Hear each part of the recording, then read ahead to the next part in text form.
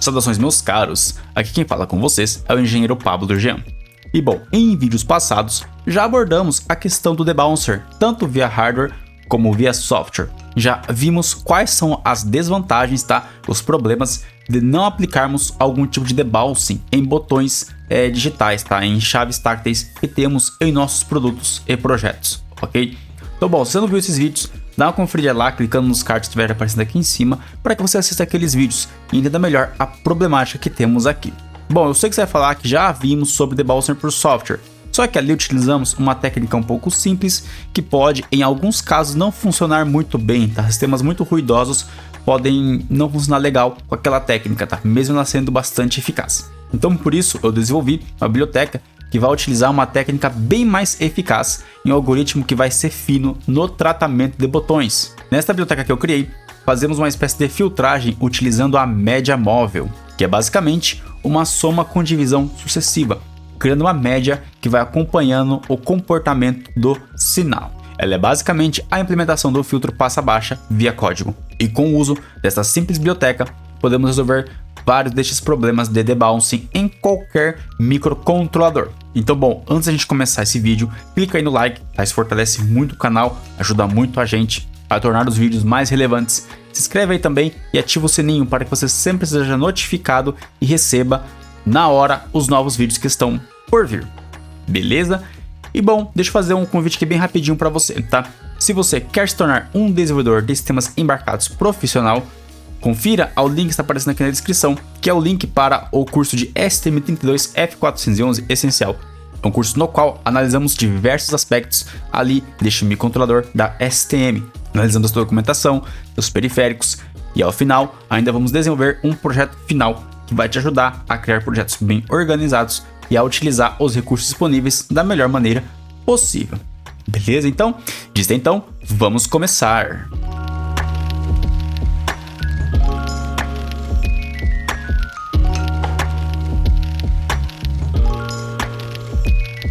Beleza, galera.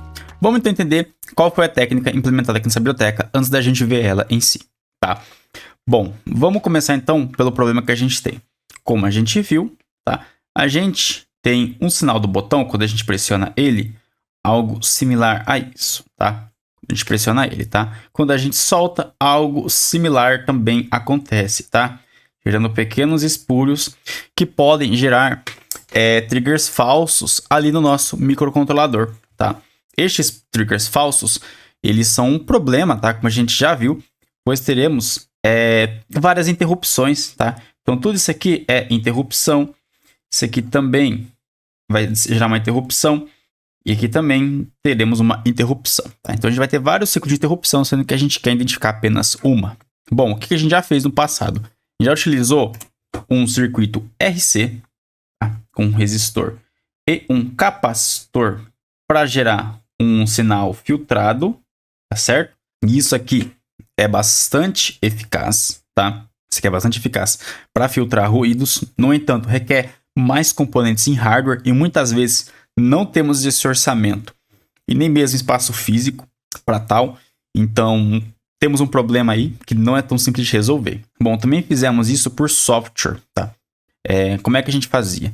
Utilizava um timer que desabilitava a leitura, tá? Ah, recebi esse pulso aqui, tá? Então, desabilito a leitura por um tempo definido, ok? Mas, se for um ambiente muito ruidoso, ou até mesmo esse botão ter problemas, isso aqui não vai ser suficiente.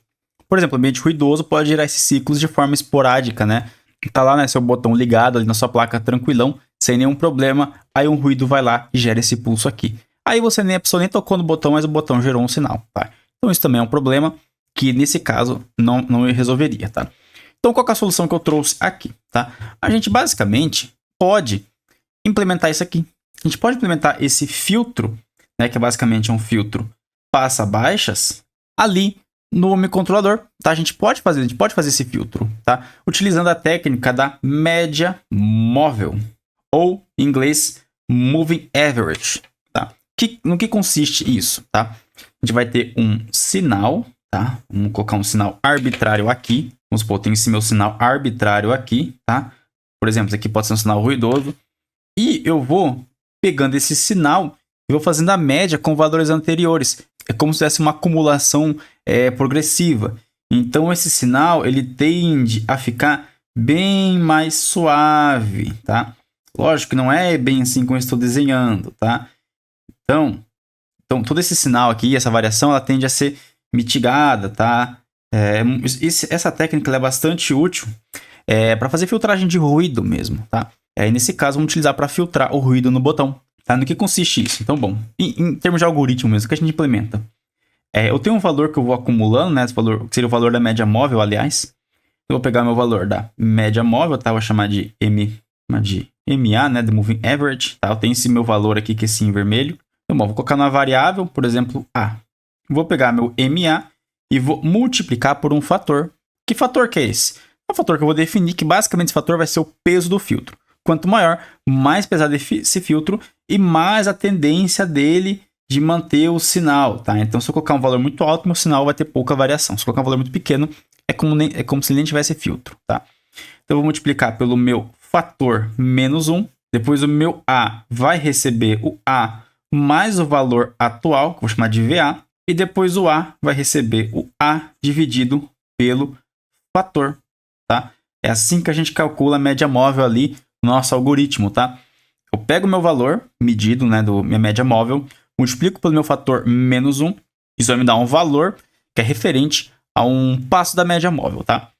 Depois, eu vou pegar o meu A e vou multiplicar pelo valor dele atual, tá? Porque se você fizer a conta certinho, isso completaria uma média, tá? Uma somatória de média.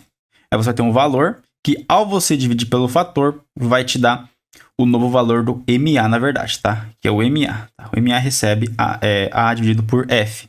Deixa eu só escrever de novo aqui embaixo. Pra ficar mais claro, tá? MA é igual a A dividido pelo meu fator. E com isso, eu posso simplesmente filtrar um sinal. Tá? Vamos pegar aqui então um case aqui. Vamos lá.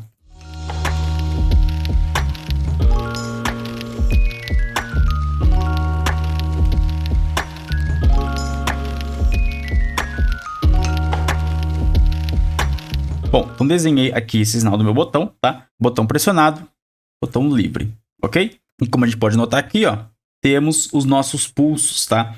Que vão gerar interrupções não desejáveis no nosso programa, ok? Bom, agora, só aplicar a média móvel nesse sinal, o que vamos ter? Vou desenhar aqui então mais um gráfico para a gente entender o que está acontecendo.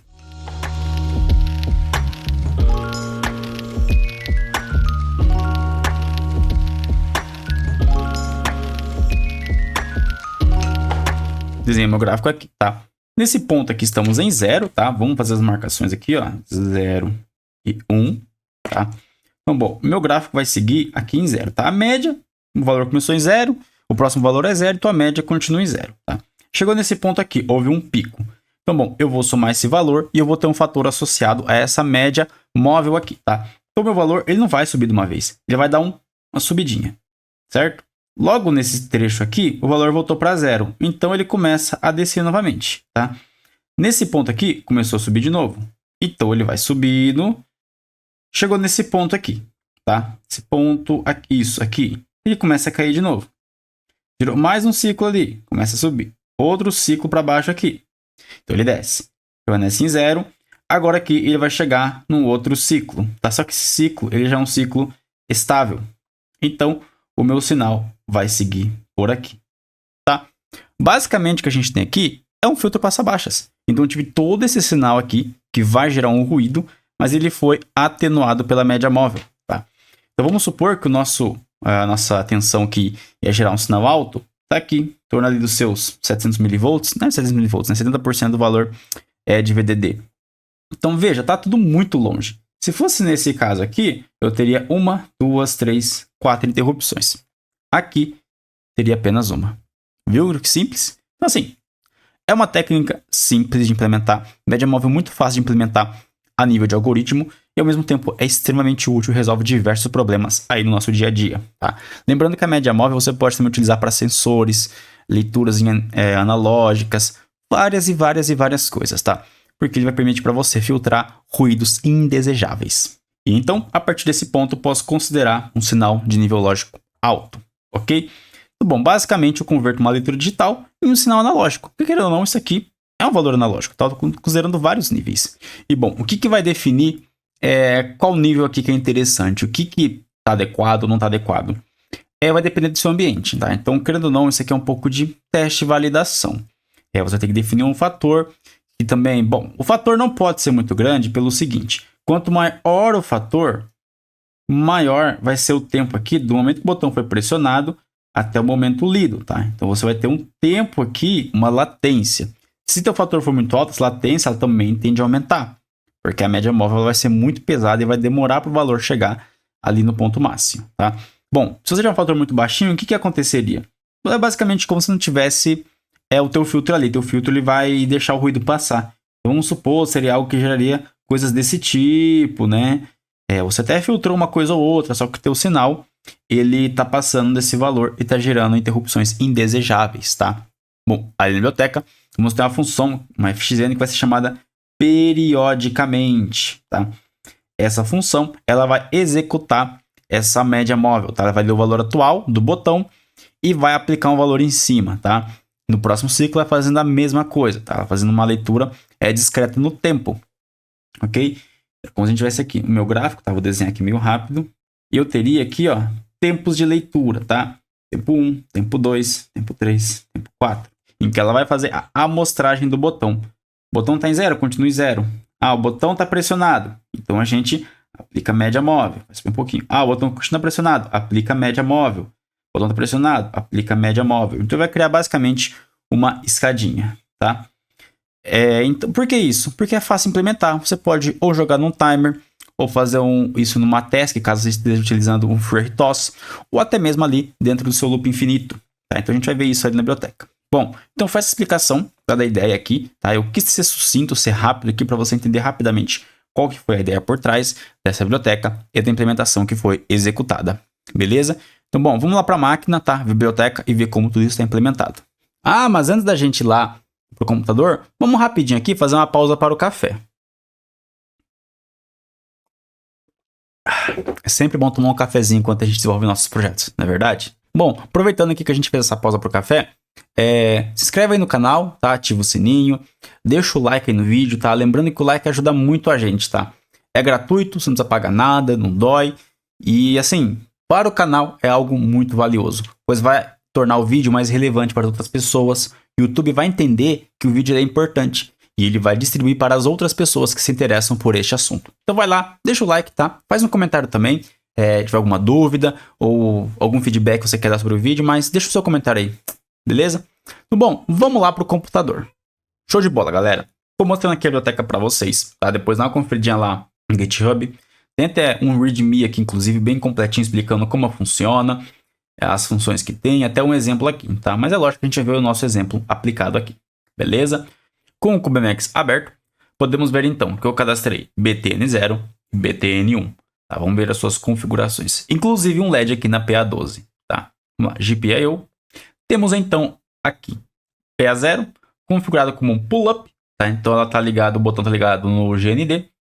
E a PA1 tá com o pull-down. Então eu liguei ela no VDD, porque a biblioteca ela permite que você utilize ou botões que vão gerar um sinal ativo em nível 0 ou ativo em nível 1. Então ela é bem flexível quanto a isso. Aqui um LED na PA12, tá? Bem simples, tá? De compreender aqui, super tranquilo. E também eu configurei um timer, ok?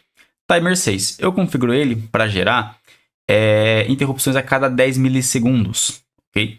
Eu tô com um clock aqui de 170 MHz. Então aqui, ó, se eu fizer a conta do timer, vai ser 170 MHz dividido por 9.999 mais 1 vezes 169 mais 1. Tá? Isso vai me dar então ali 10 milissegundos, tá? O editor vai colocar aí na tela a conta feita, tá? Para você ter certeza que tá certinho. Depois vai testar também com 1 milissegundo, tá? Ou com tempo maior, menor, para a gente poder estar avaliando tudo isso daqui. Beleza? Vamos lá, vamos prosseguir. Vamos lá na biblioteca. Bom, tô aqui com a biblioteca aberta, tá? Do Debouncer. Vamos tentar entender o que temos aqui. Bom, descendo aqui, temos essa estrutura que é Debouncer Button. A gente mexe só nesses 4 campos aqui, tá? FXN Ready Button, tá? Ela é uma função onde ela vai fazer a leitura da GPIO.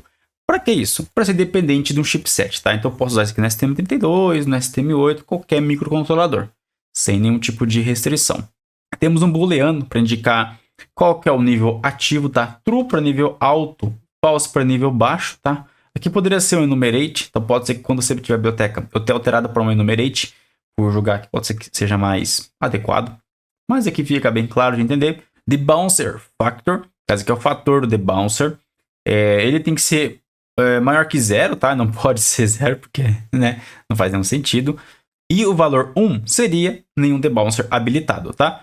Aí o valor que você vai definir vai depender do peso que você precisa dar para aquele botão, tá? Varia muito de testes, tá? Mas assim, valor 5, 10, um valor já muito bom. E S-Button ID, isso aqui é o identificador do botão. Então assim, quando haver um callback, tá? Implementa callback, é para você identificar qual botão que foi pressionado. Então assim, esse aqui é meu botão 3. Então você fala que o ID dele é 3, tá? Ele vai retornar para você quando houver uma detecção de que o botão foi pressionado. Tem outro botão que é o 5, mesma coisa, tá? Quando você tem só um botão pressionado, esse valor aqui ele é irrelevante, tá? Não tem muita importância. Mas se já é 2 ou mais botões, ele já se torna, digamos assim, importante, tá? Para você poder identificar quem que foi pressionado. Aqui algumas internas, né? Que é o valor do botão, que isso aqui seria o nosso valor da média móvel. O estado atual do botão, tá? Se ele está considerando como pressionado ou não. Valor superior, valor inferior, tá? Isso aqui é um threshold para identificar quando o botão foi pressionado ou não. Eu considero o seguinte, tá? Quando ele passar de um valor, considero o valor true, valor 1, tá? E se é ativo em nível baixo ou alto, aí independe, tá? Tudo é só questão de tratamento aqui.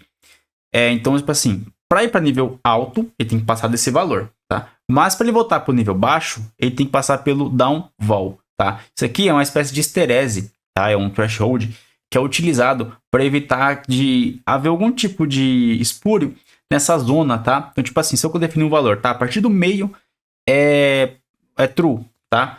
Passou para baixo do meio é false. Se na hora que estiver subindo, né, a leitura da média móvel, né? E houver um tipo de ruído, eu posso ter ruído nessa zona, tá? Nesse valor. Aí eu posso gerar várias interrupções, tá? Sendo que a minha ideia aqui é filtrar. Então, se eu coloco essa esterese, esse threshold aqui, essa zona cinzenta, digamos assim, eu evito isso, tá? Então, assim, tem que ter um ruído muito cabuloso aqui para poder fazer o sinal de 1 a 0, assim, de true ou false, então, bruscamente, tá? Aqui eu tenho um ponteiro para nulo, né? Que seria o next button, tá? Então, essa biblioteca ela permite que você cadastre quantos botões você quiser.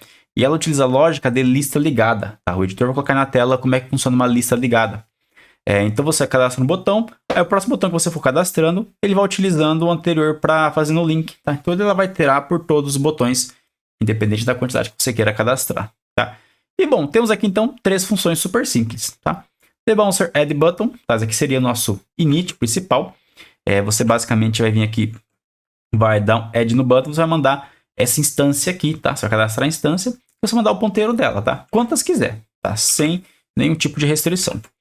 The Bouncer Process, tá? Então essa função tem que ser chamada de forma periódica, tá? Pode ser por um timer, uma task, fica a seu critério e de acordo com a necessidade do seu projeto, tá? Então ela vai estar fazendo todo aquele cálculo da média móvel, tá? Já dar uma olhadinha no source code bem rápido ali, só para vocês entenderem. Ela vai fazer, então, esse processo, tá? Vai estar fazendo os cálculos. E se ela detectar que houve um botão pressionado ali, ela vai chamar o The Bouncer Callback, tá? Ele vai retornar o S-Button ID, ok? Bom, o The Bouncer Callback não é obrigatório, porque quando o botão estiver pressionado, o The Bouncer Process é chamado.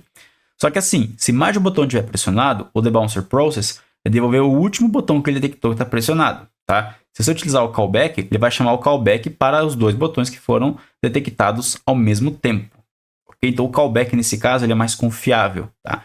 O The Bouncer Process é você pegar o retorno dele. Se você tiver um botão ou a pessoa não pressionar mais de um botão ao mesmo tempo, não fazer essa operação, você vai conseguir trabalhar tranquilo, ok? Bom, enfim, então temos aqui o callback que é chamado, tá? Um alerta aqui, sempre trate o callback como uma interrupção. Ou seja, não faz muita operação em cima dele. Okay? Principalmente o The Bouncer Process foi chamado através de um timer, tá? Um timer de hardware. Você não pode executar operações pesadas aqui. Ok? Vamos dar uma olhadinha lá no source code. Aqui no source code temos essa The Bouncer Button First Button, que seria o nosso primeiro botão. Ok? Então ele começa como null e é um ponteiro, tá? Então quando você mandar um botão, ele for o primeiro, né? Eu quero cadastrar esse botão, registrar.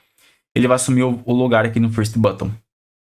Temos a função para pegar o próximo, né? O get next do meu botão. Tá? Vai basicamente pegar dentro ali do minha estrutura o parâmetro next button.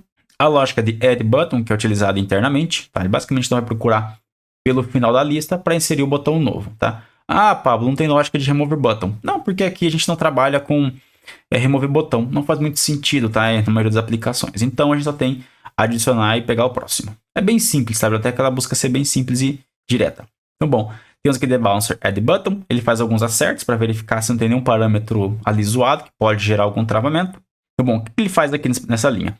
Ele vai considerar que o estado atual é de não pressionado, tá? Então, se meu estado ativo é nível alto, então vai colocar aqui para ele, o botão não está pressionado, então ele é nível baixo. Vai inicializar o btn vol, tá? Se nível alto considera ele como ativo, considero que o valor dele está em 0, tá? Sempre considero ele como não ativo. E a mesma coisa aqui é o contrário para caso for false, tá? Então, assim, o que eu faço aqui, tá? Só também já adiantando. Eu trabalho com valor de 0 a 100, tá? Eu não trabalho de 0 a 1 porque a gente teria que trabalhar com ponto flutuante. E ponto flutuante pode ser, somente em controladores que não possuem FPU, né? Float Point Unit. Operações com ponto flutuante são pesadas. Então é interessante a gente não trabalhar com isso, é interessante trabalhar com valores inteiros. Então eu considero uma escala de 0 a 100, tá? Tanto que tem aqui esses defines, ok? O valor máximo dele é 100, então só corrigindo aqui, ó, que deveria ser 100, tá? O valor máximo dele. E a minha esterese, ó, o meu valor superior é 60 e o meu inferior é 40, tá? Eu tenho que passar de 60 para indicar que o botão foi para nível alto e tem que descer abaixo de 40 para sinalizar que o botão está solto, né? Ou o contrário, se o meu botão for ativo em nível baixo. Bom, aqui, né, ele vai carregar esses valores de esterese, tá? Dentro da estrutura. Eu faço isso que pode ser que depois eu faça algum upgrade na biblioteca, né? E você pode definir esterese diferente para cada botão, tá? Pode fazer sentido, pode não fazer. Então a biblioteca está meio que já preparada para isso. E, né, como de praxe, né, o next button ele vai ser sempre nulo, né? Porque eu adicionei ele agora, então o que vem depois dele é nenhum. Ele é sempre adicionado ao fim da lista. Então, por fim, vem aqui, né, o nosso add button, tá? Para colocar ele dentro da fila, da lista, aliás, da lista ligada. The bouncer process. Então, basicamente, eu faço um loop aqui, né? Eu pego o primeiro botão e faço um loop até chegar lá no último botão, tá? Enquanto o botão for diferente de nulo, né? Eu vou obter meu valor do fator, vou pegar o valor, né, atual de leitura da média móvel, vou pegar, então, esse B. Esse B vai ser o valor da leitura do botão vezes 100, tá? Então, se meu botão tiver nível alto, tá? Você retorna 1 para nível alto, 0 para nível baixo. Vai multiplicar por 100. Beleza, depois, então, vou calcular A vezes o fator menos 1, que é o valor da média móvel. Vou somar o que eu li no botão, tá? O valor. E aí eu vou dividir pelo fator, que foi aquela formulinha que a gente viu lá no começo, tá? E aí, meu btn-val vai receber o valor de C. Daí aqui é feito toda a lógica, tá? Para identificar se passou ou não do valor da esterese, tá? Passou do valor da esterese, o estado atual do botão era de não pressionado, então eu vou chamar o callback, tá? O callback é chamado na detecção.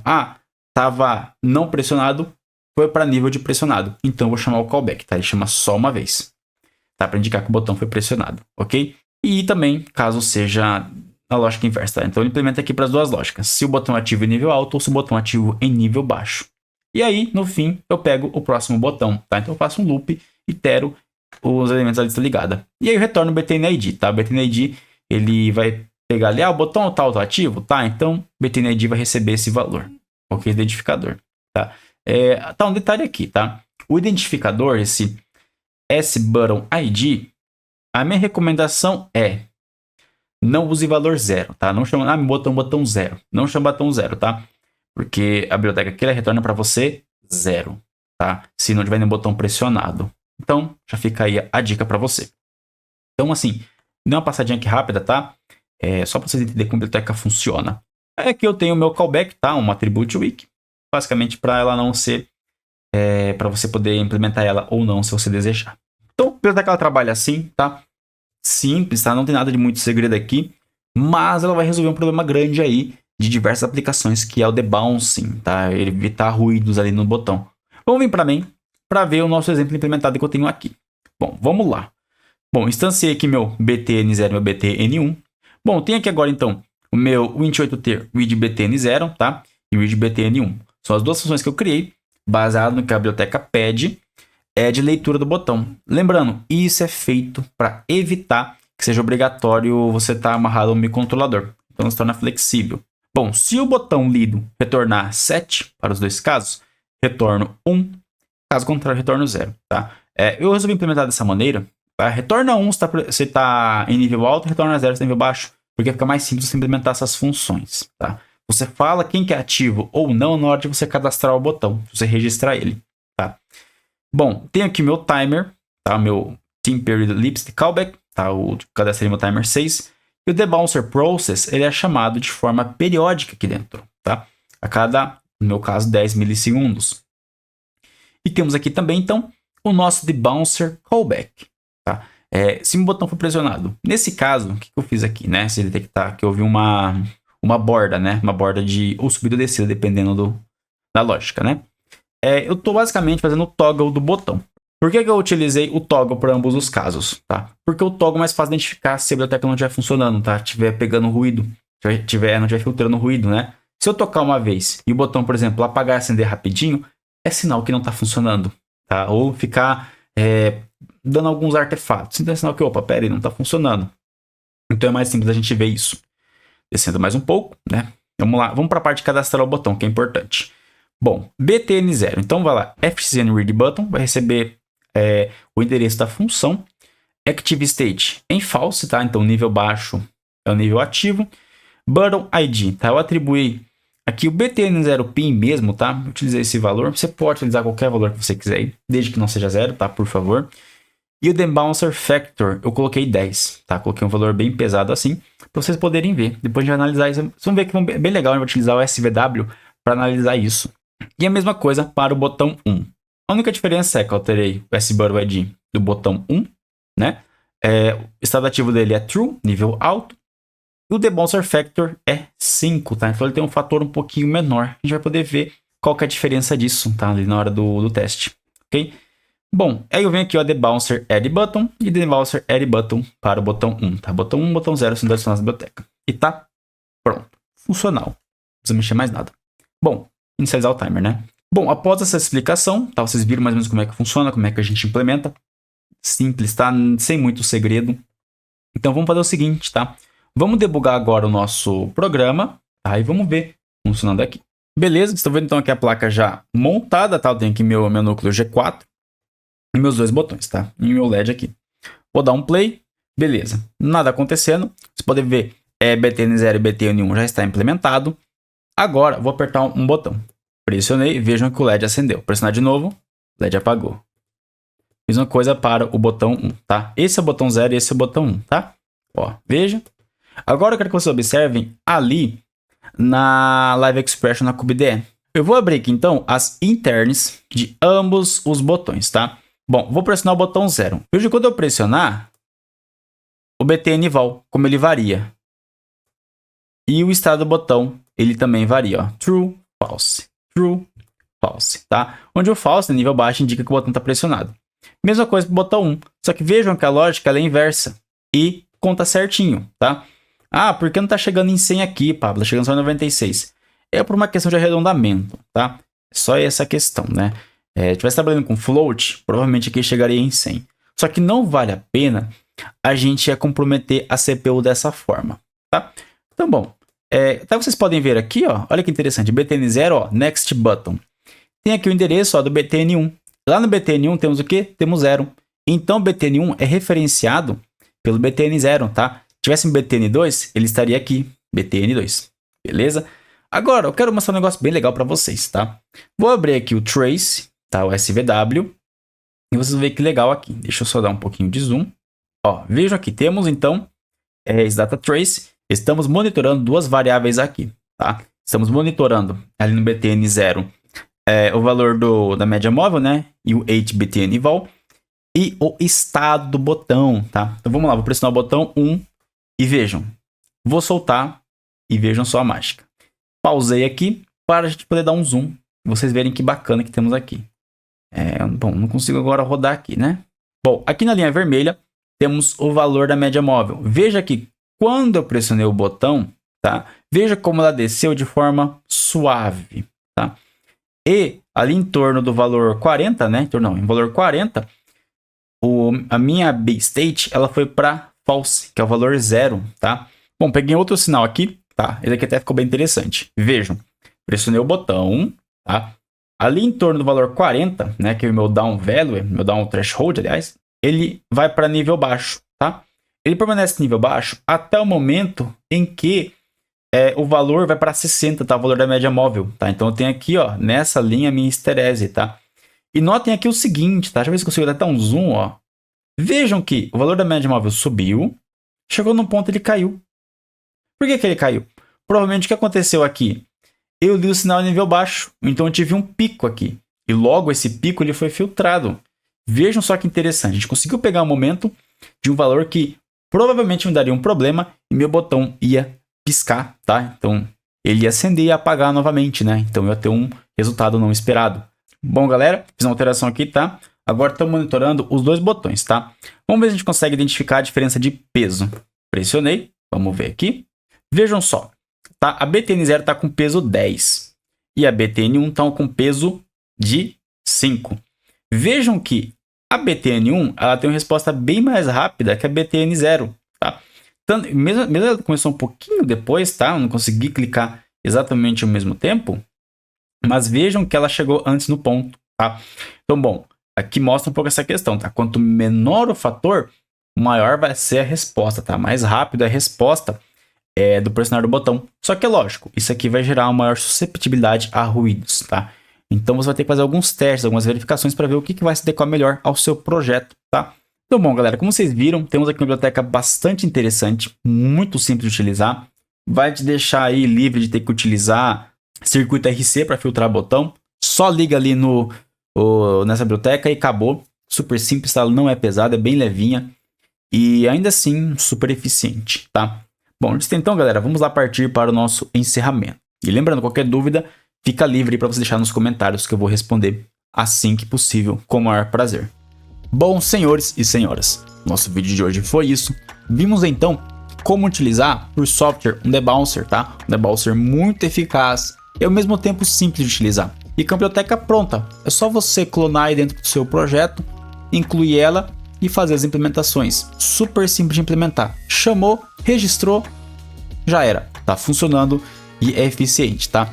E o que eu quero mostrar com esse vídeo também vocês viram que para resolver o problema de debouncing via software, temos várias soluções. Aqui mesmo já mostrei para vocês duas, né? A gente teve aquela primeira utilizando o timer de forma mais simples e tivemos essa segunda utilizando a média móvel.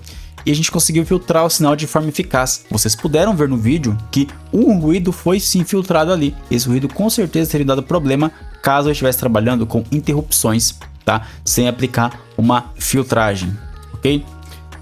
Bom, as operações aqui são bem rápidas, tá? A leitura de GPU é bem rápida, as contas também não são contas pesadas. Então isso não vai gerar ali um processamento pesado no seu programa, tá? É uma leitura de botão, um cálculo simples ali, cada 10 milissegundos. Não vai pesar, resposta vai ser rápida e além de tudo vai ser fenomenal. Bom, se tem alguma coisa que também é fenomenal, é você implementar o LittleFS, que é um sistema de arquivos muito utilizado aí em sistemas embarcados, extremamente robusto e leve, na memória interna do seu microcontrolador. É verdade, você pode colocar um sistema de arquivos dentro da memória interna do seu microcontrolador. Sabe aquele projeto lá que você tem que reduzir custo, tem que ser barato e muitas vezes compacto? Tem como você fazer isso. Somente com o microcontrolador, você ali salvar dados e informações importantes. E lógico, de forma robusta, tá? Se você quer saber como fazer isso, quer aprender mais sobre essa questão do LittleFS na memória interna, clique no vídeo que está aparecendo aqui ao lado, tá? Neste vídeo, então, você vai aprender a aplicar o LittleFS dentro da memória do STM32. Beleza? Diz então, lhe desejo um fortíssimo abraço.